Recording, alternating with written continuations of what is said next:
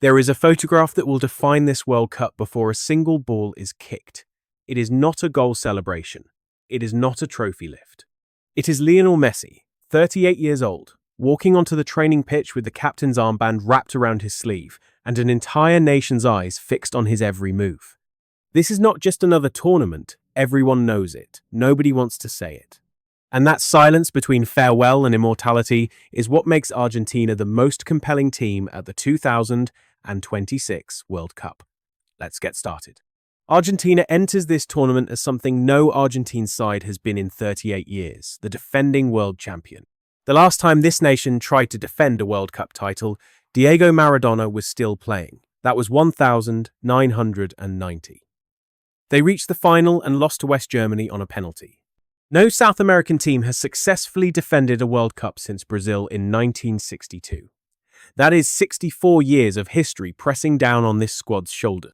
And the man carrying most of it will turn 39 before the tournament ends. To understand what Argentina is attempting, you have to go back to Qatar. The 2022 World Cup was not a coronation. It was a survival story. Argentina lost their opening match to Saudi Arabia in one of the biggest upsets in the tournament's history. The immediate reaction from the football world was that this team had collapsed under the weight of expectation.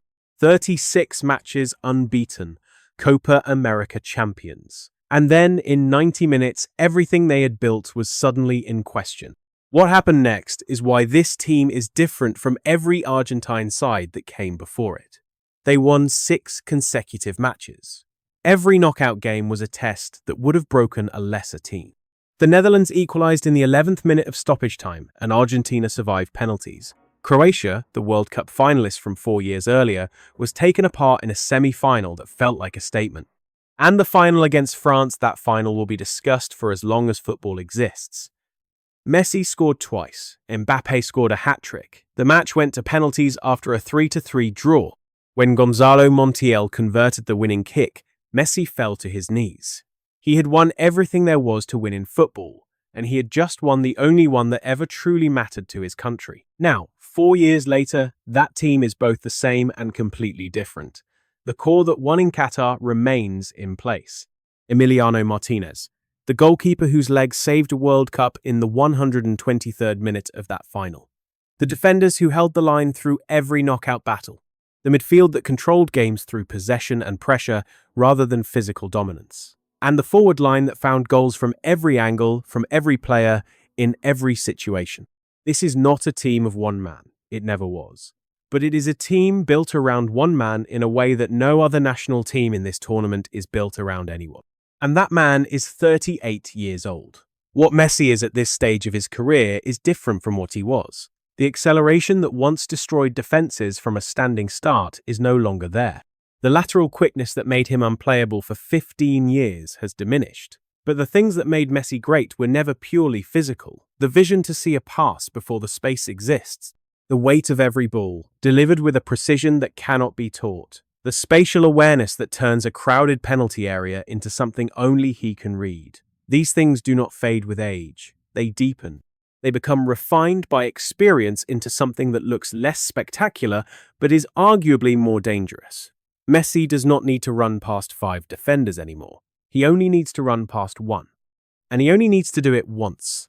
The Argentina squad around him has evolved. The 2022 bench featured players from clubs across Europe's middle tier.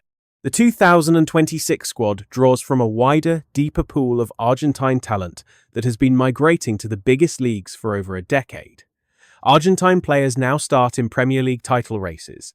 They control midfields in Serie A. They lead attacks in La Liga. This is not a nation that produces one genius every generation and hopes for the best. This is a nation that now produces, develops, and exports footballers at a rate that rivals any country on earth. The depth is no longer a question. It is an asset. The draw for the 2026 tournament places Argentina in Group A. The opening match of the World Cup belongs to the defending champions. Every camera, every broadcast, every headline. The entire world watches the first game of a World Cup, and in 2026, that first game belongs to Argentina. The pressure of that moment is immense, but this team has already proven it can handle immense pressure. They did it in the Maracana when they won the 2021 Copa America final against Brazil, ending a 28-year trophy drought. They did it at Wembley when they beat Italy in the Finalissima, the unofficial match between continental champions. They did it in Lusail when the World Cup final reached its breaking point, and they refused to break. This is not a team that wonders if it can handle the moment.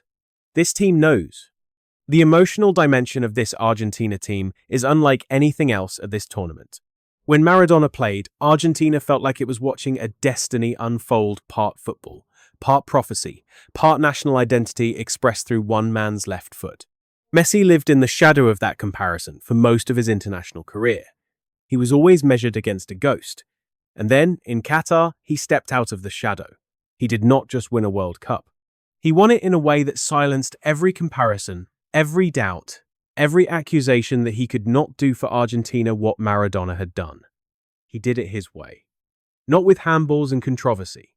With assists and goals and moments of genius spread across 7 matches rather than concentrated in one quarter-final. The closure that Qatar provided for Messi, for Argentina, for the entire debate is real. Nobody questions his legacy anymore. So what drives this team now? The answer is simple. They are playing for the farewell. Every player in that Argentina squad knows this is the last World Cup with Lionel Messi wearing their shirt. They are not playing for a trophy. They have the trophy. They are playing for an ending. The kind of ending that turns a legacy into a myth. The kind that makes sure the last image of Messi at a World Cup is not a substitution in a group stage match, not a sad walk off the pitch, but something people will tell their grandchildren about. The rest of the world has spent 4 years preparing for this. France rebuilt after losing the final. Brazil loaded their squad with attacking talent. England added another generation of young stars. Every major nation has been studying Argentina, analyzing their patterns, preparing game plans specifically designed to stop Messi in what everyone knows is his last tournament. Argentina is the target now. The hunter has become the hunted. That is the price of the crown. But there is another side to that reality. The rest of the world preparing for Argentina also means the rest of the world is afraid of Argentina. And fear in a World Cup knockout match matters. You can plan for Messi, you can assign 2 players to him, you can try to deny him the ball. But when the game is tied in the final 20 minutes and the ball finds him in space, planning stops mattering. At that moment, it is just a 38-year-old man and the weight of 64 years of South American history and a question that everyone is afraid to ask out loud. Can he do it one more time? Argentina will not win this World Cup because they are the best team on paper. They will win it, if they win it, because they are the team playing for something bigger than victory. They are playing for the final chapter, for the closing image, for the moment when the captain's armband is unwrapped for the last time and handed to the next generation. Messi has nothing left to prove to anyone. He has every trophy, every record, every piece of validation a footballer can earn.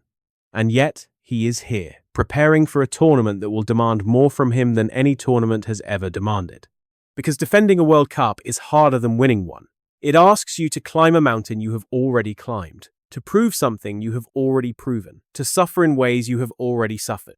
And to do it all knowing that if you fall short, the world will call it decline, when the truth is that what you are attempting was nearly impossible the first time. This is the last dance, the real one, not the marketing version, the one where the legs are heavier and the mornings are harder, and the young players on the other team look like children. Messi does not need this World Cup, history does. Because the story of the greatest footballer who ever lived deserves an ending worthy of everything that came before it, not in Qatar. Here, in the summer of 2026, with the armband still on his sleeve, with the crown pressing down, and with one final answer to the question nobody wants to ask.